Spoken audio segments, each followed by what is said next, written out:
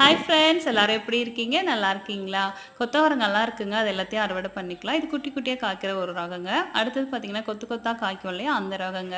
அது பார்க்கவே ஒரு மாரி அழகா சூப்பரா இருக்குங்க. இன்னைக்கு பார்த்தீங்கன்னா, இவ்வளோ காய் கிடச்சிருக்குங்க. அடுத்தது கத்திரிக்காய் பாருங்களேன், அப்படியே பளபளன்ட்டு அழகா சூப்பரா இருக்குங்க. எவ்வளோ ஷைனிங்கா இருக்கு பாருங்க கலரு. அடுத்தது முட்டை கத்திரிக்காய், தேவதை கத்திரிக்காய்லாம் வர ஆரம்பிச்சிருக்காங்க.